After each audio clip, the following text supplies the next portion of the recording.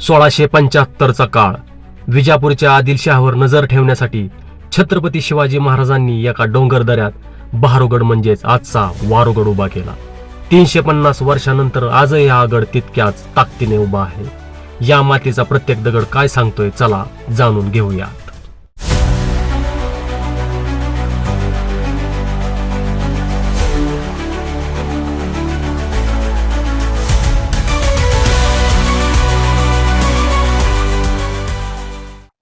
नमस्कार मित्रांनो, तुमचं पुन्हा एकदा स्वागत आहे आपल्या यूट्यूब चॅनलवरती, ज्याचं नाव आहे सह्याद्रीची पावलवाट. गेली महिना झाला आपण गडसरी चालू केलेली आहे आणि आपण छत्रपती शिवाजी महाराजांचे वेगवेगळे किल्ले एक्सप्लोर करत आहोत. आज आपण आलो आहोत वारूगड किल्ल्यावरती, जो तुम्हाला माझ्या पाठीमागे दिसत आहे. वारूगड जो हा किल्ला आहे, याची पायामुळे या देवकाळापासून चालू होतात. या किल्ल्याला खऱ्या अर्थाने लष्करी स्वरूप आलं असेल तर ते बहामनी काळात आणि आदिलशाही काळात. वारूगड जो हा किल्ला आहे, तो एक भौगोलिक स्थानापुरता त्याचा इतिहास नाही आहे. त्याचा इतिहास खूप मोठा आहे. त्याचं कारण असं आहे की विजापूरवरून ज्या स्वाऱ्या होत होत्या त्या रोखण्यासाठी छत्रपती शिवाजी महाराजांनी हा किल्ला स्वराज्यात सामील करून घेतला होता. चला तर आज माझ्याबरोबर राहा आणि या गडाचा ट्रेक करा. तर चला मग इथला आपण एक इतिहास समजून घेऊयात. तर मित्रांनो, वारूगड किल्ल्याला जाण्यासाठी 2 मार्ग आहेत. एक, तुम्ही फलटण जे शहर आहे त्या फलटण शहरापासून दहिवडे रस्ता पकडून एक 20 किलोमीटर अंतरावरती तुम्हाला मोगराळे गाव लागते. त्या मोगराळे गावातूनच हा फाटा फुटतो आणि तो तोंडले गावात येतो आणि तोंडले गावातून डायरेक्ट डोंगरमाथ्याने हा रस्ता डायरेक्ट किल्ल्यापर्यंत जातो. आणि दुसरा रस्ता असा आहे की फलटणपासून गिरवी म्हणून एक गाव आहे, एक समथिंग 15 किलोमीटर अंतरावरती. आणि मग त्या गिरवी गावातून थोडंसं पुढे आल्यानंतर 1-2 किलोमीटर तिथून मग हा असा ट्रेक चालू होतो. ह्या गडाचा ट्रेक काय जास्त मोठा नाही आहे, मध्यम आकाराची चढण आहे या किल्ल्याची. त्याच्यामुळं नवीन लोकसुद्धा या किल्ल्याला भेट देऊ शकतात. मी आता मला वाटते 6-6:15 प्रवास चालू केला आहे आणि आपल्या स्वागताला सूर्यदेव आलेले आहेत सकाळी सकाळी.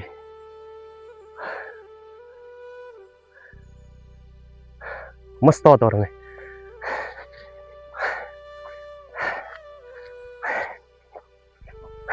गड किल्ले फिरण्याची जी मजा आहे का नाही, ती उन्हाळ्यामध्येच आहे. उन्हाळ्यामध्ये म्हणतोय त्याचं कारण असं आहे, म्हणजे पावसाळा सुद्धा चांगला आहे, हिवाळा सुद्धा चांगला आहे, पण उन्हाळ्यामध्ये कसं आहे, जास्त लोक नसतात आणि गड एक्सप्लोर करण्यासाठी आपल्याला जास्त वेळ भेटतो आणि व्यवस्थित पाहता पण येतं. त्याच्यामुळे काय अडचण येत नाही. हां, जर तुम्ही येत असताल उन्हाळ्यामध्ये तरी काळजी अशी घ्यायची की लवकर गड चढायला सुरुवात करायची, कारण अशा गिरिदुर्गावरती जास्त प्रमाणात ऊन राहतं.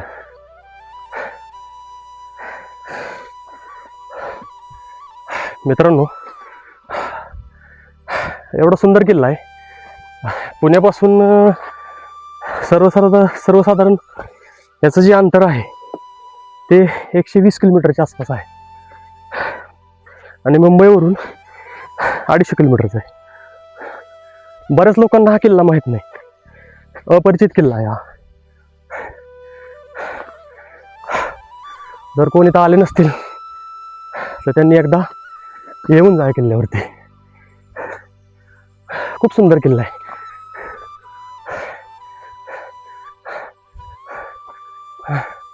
मित्रांनो, आपली चढण चालू झालेली आहे. जास्त मोठी नाही आहे, पण आहे, बऱ्यापैकी आहे. नवीन लोकसुद्धा येऊ शकतात, असं काही अडचण नाही आहे.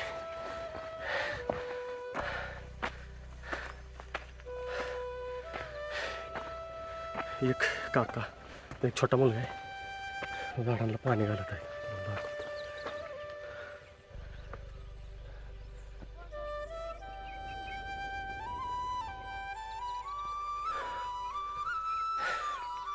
खरं तर पूर्वी महाराजांच्या काळामध्ये या गड किल्ल्यांवरती झाडं असतील, कालांतराने ते नाहीसे झाले. पण असे काही लोक आहेत जे परत झाडं लावून त्यांना जगवण्याचा प्रयत्न करत आहे. सर्वसाधारण ह्या किल्ल्याची उंची जर बघितली तर समुद्रसपाटीपासून 3000 फूट हा किल्ला उंच आहे. इतिहासामध्ये या किल्ल्याला खूप महत्त्व आहे. एक्झॅक्ट हा किल्ला कोणी बांधला याचे असे डिटेल्स, असे पुरावे इतिहासामध्ये सापडत नाहीत आपल्याला. परंतु याची जी सुरुवात आहे ती प्राचीन काळापासून झाली हे आपल्याला नाकारता येत नाही.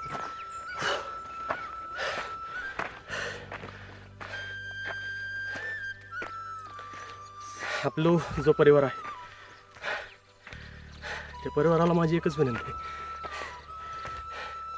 आहे की मी परत सांगतोय की आयुष्यात तुम्ही गडकिल्ले फिरा, आपला इतिहास पहा, आपल्या बायका मुलांना सुद्धा त्याचं महत्त्व पटवून सांगा.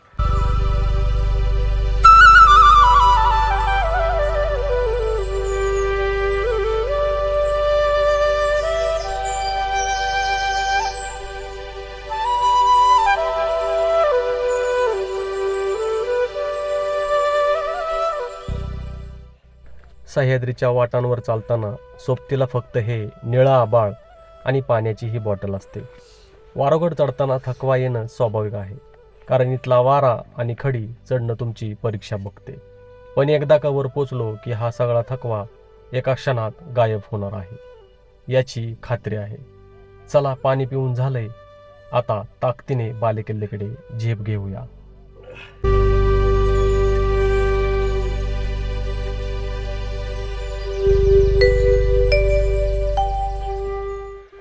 मित्रांनो, आता आपण एकदम गडाच्या जवळ आलेलो आहे. छोटंसं जंगल आहे. जंगल म्हणता येत नाही, पण थोडीशी झाडं झुडपं आहेत.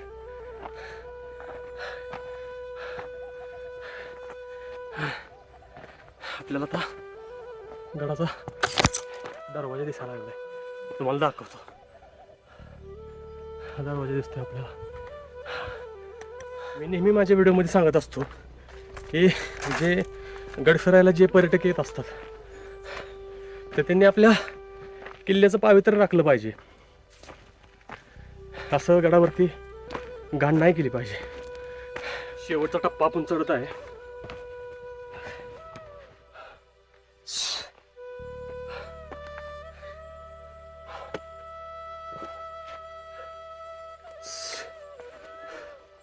हा टप्पावर चढून गेल्यानंतर आपण डायरेक्ट दरवाजापाशी पोचतोय.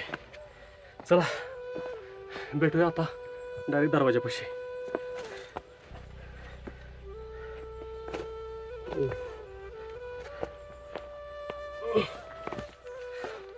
मित्रांनो, चढून वरती आल्यानंतर आपल्याला दर्शन होते या पहिल्या दरवाजाचे. यालाच फलटण दरवाजा असे म्हणतात.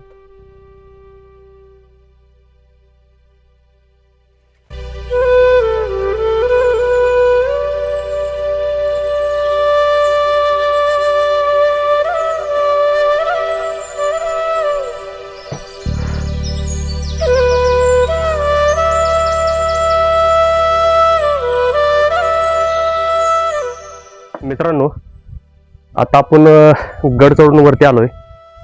गिरवी या गावातून ट्रेक करून वरती आल्यानंतर आपल्याला जो हा दरवाजा दिसतोय याला फलटण दरवाजा असे म्हणतात.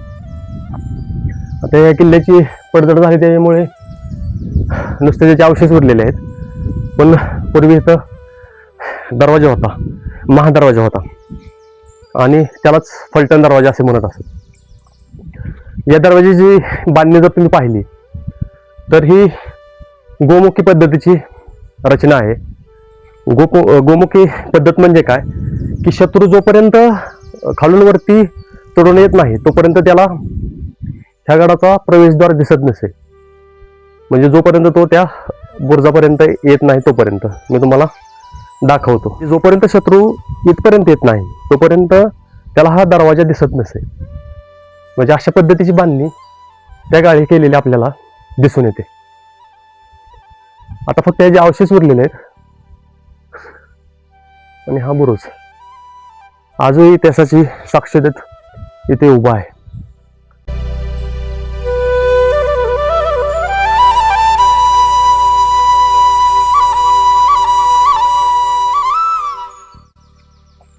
अतिशय सुंदर.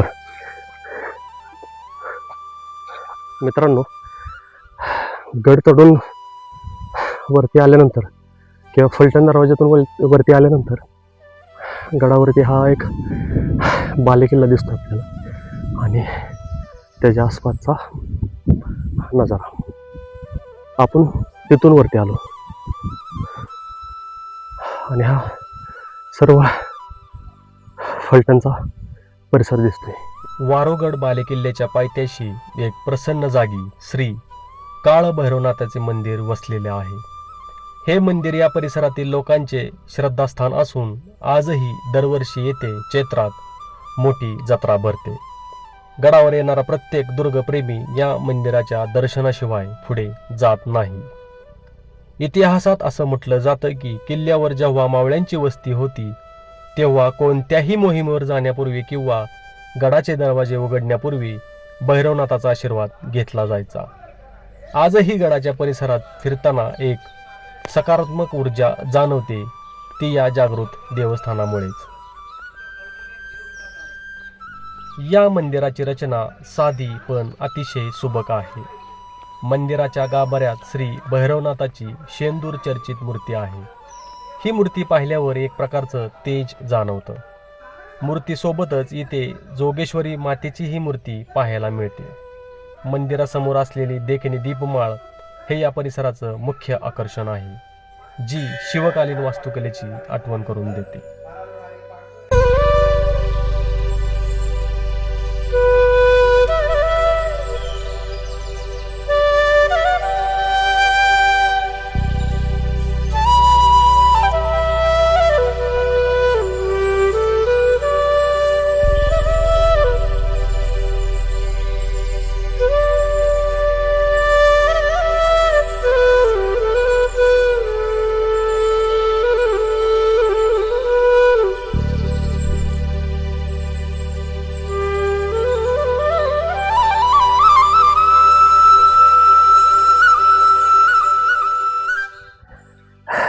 मित्रांनो, आता आपण भैरवनाथाचं दर्शन घेतलंय गडावरती आल्यानंतर. आता आपण बालेकिल्ल्याची चढाई करणार आहे. जो तुम्हाला माझ्या पाठीमागे दिसतोय तो वारुगडचा बालेकिल्ला आहे. ज्यावेळेस मी सर्वसाधारण एक 5 ते 6 वर्षापूर्वी इथे आलो होतो त्यावेळेस पायऱ्या नव्हत्या, नुसती चढण होती जाण्यासाठी झिगझॅग अशी. आता इथं स्थानिक लोकांनी गडाचं संवर्धन करून या पायऱ्या बांधलेल्या आहेत. त्याच्यामुळे या गडाचा ट्रेक अजून सोपा झालेला आहे. डायरेक्ट गडापर्यंत पायऱ्या आहेत. तुम्ही डायरेक्ट बालेकिल्ल्यापर्यंत वरती या पायऱ्यांनी जाऊ शकता. तर चला आता आपण बालेकिल्ला पाहून घेऊया. पूर्वी काहीच नव्हतं इथं, म्हणजे दगडाच्या थोड्या छोट्या अशा पायऱ्या होत्या आणि असा पूर्ण उतार होता वरती चढण्यासाठी आणि वारं खूप असायचं. आता काय हे रेलिंग वगैरे लावलंय आणि सिमेंटच्या पायऱ्या गेल्या त्याच्यामुळे ट्रेक अजूनच सोपा झालेला आहे.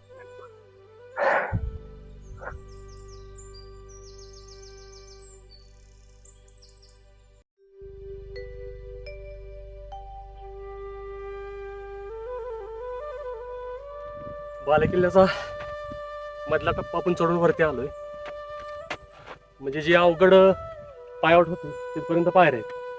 नंतर हा चढण बी आहे आणि थोडा सपाट भाग आहे. खालचा नजारा बघा, एकदम सुंदर व्ह्यू आहे.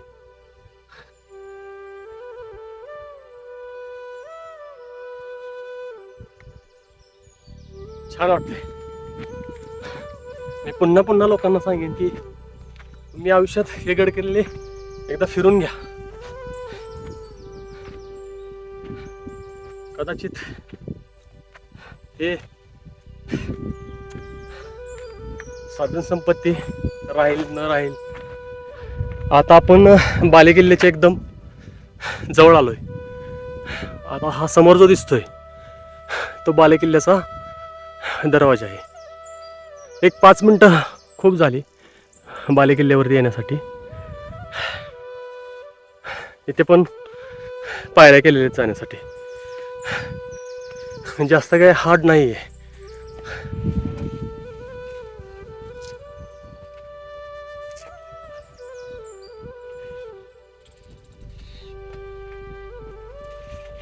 मित्रांनो, आता आपण बालेकिल्ल्याच्या प्रवेशद्वारावरती पोहोचलेलो आहे.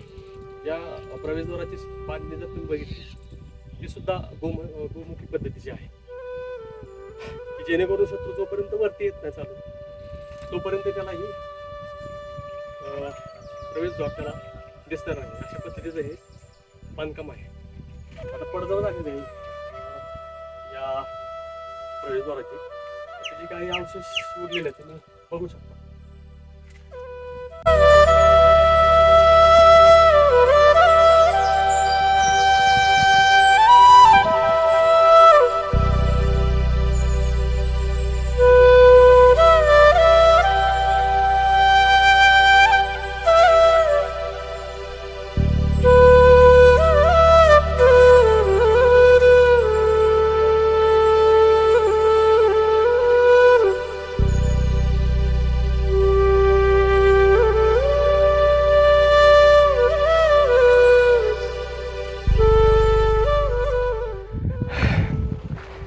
बाले किल्ल्यावरून वरती चढून आल्यानंतर आपल्याला एक मंदिर दिसते.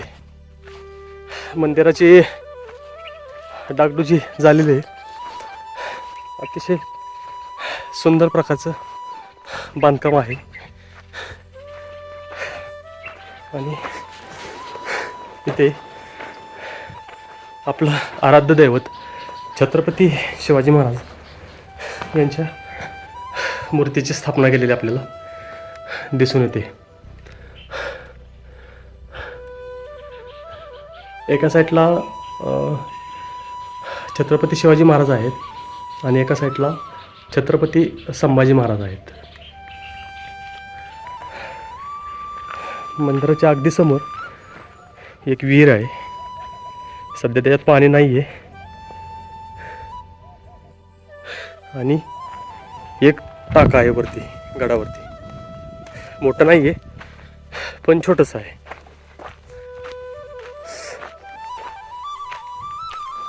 आणि त्याच्यामध्ये पाणी आहे, हे विशेष. हे बघा किती घाण टाकली. मी तरी वारंवार सांगतोय की असा कचरा आपल्या गड किल्ल्यांवरती करू नका, त्यांचं पावित्र्य राखा. हे असं बालेकिल्ल्याचा परिसर आहे. वरती आल्यानंतर आवरून दिसणारा शंभू महादेव डोंगर जी रांग आहे ते आपल्याला स्पष्ट दिसते. आणि किल्ल्याचा काही भाग सुद्धा आपल्याला पाहायला मिळते. समोर दिसते ते मान तालुका आहे. हे डोंगर वगैरे दिसतात ते. या साईडला जो आपल्याला समोर दिसतोय एकदम समोर एक्झॅक्ट अस्पष्ट, तो आहे संतोषगड. या किल्ल्यावरून जर वातावरण स्वच्छ असेल तर आपल्याला पुरंदर किल्ला आणि वज्रगड किल्लासुद्धा पाहायला मिळतो. सध्या ह्या साईडला सध्या धोका असल्यामुळं आपल्याला तो दिसत नाही. मित्रांनो, या किल्ल्याचा थोडक्यात इतिहास आपण समजून घेऊया. 1675च्या सुमारास छत्रपती शिवाजी महाराजांनी ज्यावेळेस सातारा आणि सांगलीच्या भागातील किल्ले स्वराज्यात सामील करून देण्यास सुरुवात केली, त्यावेळेस जो हा किल्ला आहे वारुगड, याचे महत्त्व अधोरेखित झाले. महाराज हे दक्षिण दिग्विजयावरती जाण्यापूर्वी महाराजांनी हा भाग सुरक्षित करून ठेवायचा होता. याच काळात महाराजांनी या किल्ल्याची डागडुजी करून घेतली आणि या किल्ल्याला स्वराज्याचा एक सर्वात महत्त्वाचा वॉच टॉवर बनवून घेतले. याने काय झालं की विजापूरहून ज्या येणाऱ्या स्वराज्य होत्या किंवा जी आक्रमण होती ती या किल्ल्याच्या स्वराज्यात सामील केल्यामुळे त्याच्यावरती नजर ठेवण्यासाठी एक त्याचा उपयोग करण्यात आला, असं या किल्ल्याचं महत्त्व आहे. या गडाला वारुगड हे नाव कसं पडलं याचा मी तुम्हाला थोडक्यात इतिहास सांगतो. छत्रपती शिवाजी महाराजांनी या किल्ल्यावरती वारू सोडला होता. वारू म्हणजेच एक घोडा सोडला होता आणि तो घोडा सोडल्यानंतर याच ठिकाणी त्या घोड्याची पूजा केली होती. त्या काळापासून या किल्ल्याला वारुगड हे नाव पडलं असं इतिहासात दिसून येते. दुसरं अजून एक आश्चर्याची गोष्ट सांगायचं झालं तर छत्रपती शिवाजी महाराजांचे जे 365 किल्ले होते त्याच्यामधला वारुगड हा त्यांचा सर्वात आवडता किल्ला होता. निंबाळकर यांच्या महाराणी सईबाई यांच्याबरोबर ज्यावेळेस छत्रपतींचा विवाह झाला त्यावेळेस हा किल्ला स्वराज्यात सामील झाला असं आपल्याला इतिहासात दिसून येते. तसेच छत्रपती संभाजी महाराजांनी या किल्ल्याला भेट दिल्याचं सुद्धा इतिहासात सांगितलं जातं. आणि त्याच्यानंतर 1818च्या आसपास दुसरा बाजीराव यांच्याकडून हा किल्ला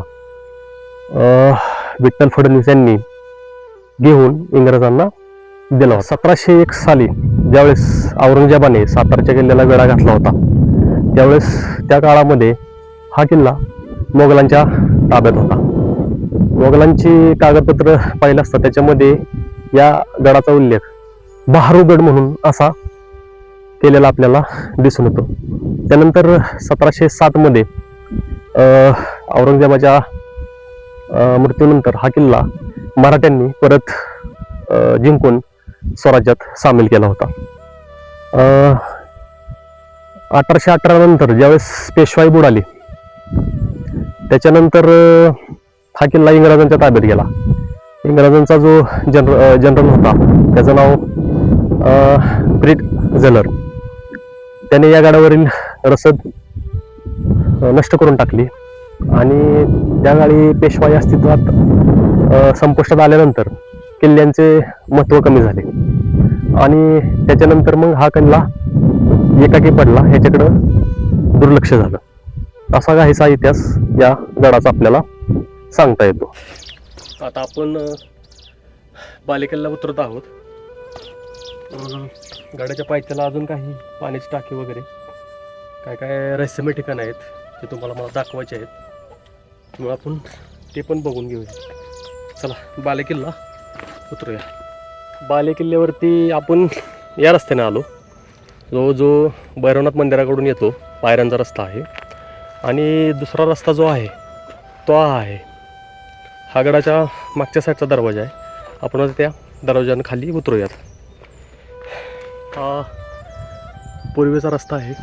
इथं काहीतरी वाड्याचे थोडेफार अवशेष आपल्याला दिसत आहेत. इथून हा रस्ता थोडासा बुजलेला आहे, त्यासाठी साईडून एक रस्ता आहे असा आणि मग तिथून मग डायरेक्ट ह्या रस्त्यालाच पुढे हा रस्ता कनेक्ट होतो. तिथे काय आपल्याला बुरुज पाहायला मिळतात, समोर दिसतात ते किल्ल्याचे बुरुज आहेत खालच्या साईडचे. अशा पायऱ्या आहेत छोट्या छोट्या दगडाच्या पूर्वीच्या, त्याच्यावरून आपण आता खाली उतरतो.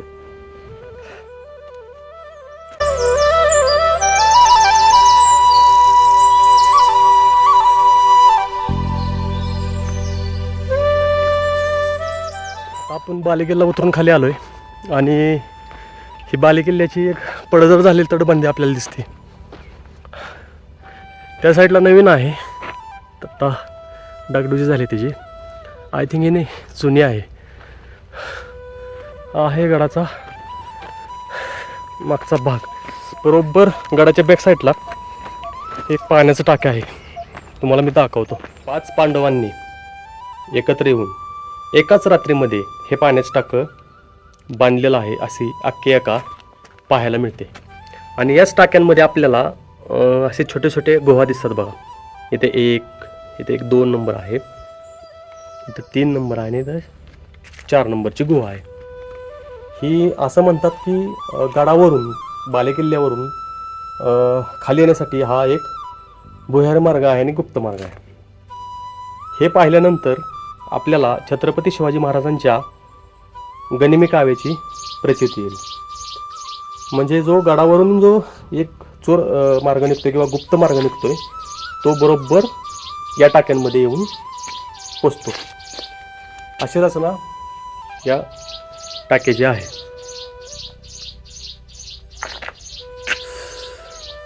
आणि या टाक्याचं वैशिष्ट्य म्हणजे इथं 12ही महिने पाणी या टाक्यामध्ये आपल्याला पाहायला मिळतं आणि खूप थंड आहे, पेनयोग्य आहे. हे एक पाण्याचं टाकं आपल्याला पाहायला मिळते. याच्यामध्ये बी 2 भुयारी मार्ग आहेत. सध्या या टाक्याला काय म्हणतं असं काही त्याच्यामध्ये याची नोंद नाही आहे. तुम्ही बघू शकता.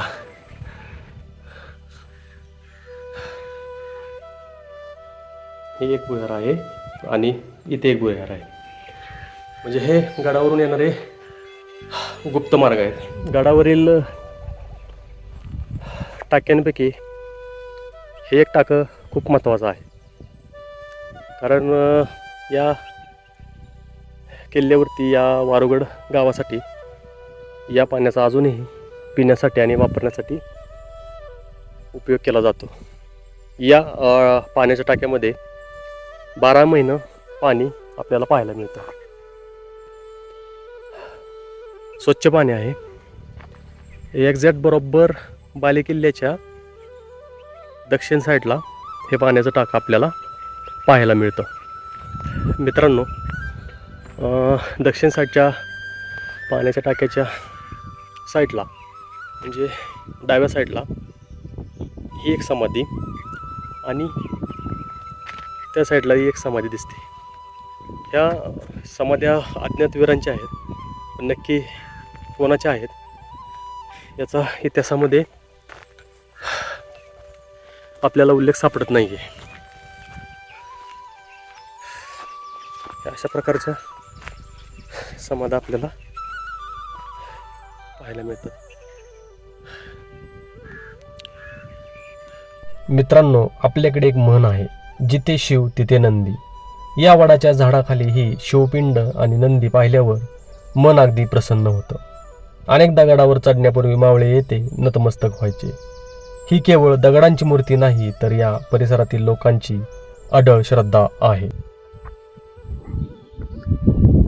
मित्रांनो, आता वेळ झाली आहे परतीच्या प्रवासाची. आपला संपूर्ण गड फिरून झालेला आहे. इथून पाय निघत नाहीत, पण आपल्याला जावं लागते. इतिहासाच्या या पाऊलखुणा जपताना एक वेगळाच अभिमान आपल्याला जाणवतो. जरी या किल्ल्याची किंवा या किल्ल्यांच्या पडझडी झाल्या असल्या तरी त्याचा जो इतिहास आहे किंवा जे ऐतिहासिक महत्त्व आहे ते आपल्याला नेहमी प्रेरणा देत राहतं. तर सह्याद्रीचा पाऊलवाटेचा हा व्हिडिओ तुम्हाला कसा वाटला कमेंट्समध्ये नक्की सांगा. व्हिडिओ आवडला असेल तर व्हिडिओला लाईक करा, शेअर करा आणि चॅनलला सबस्क्राईब करायला विसरू नका. तर चला, पुन्हा भेटूया अशा एका नवीन किल्ल्यावरती नवीन कथेसह. तोपर्यंत जय जिजाऊ, जय शिवराय.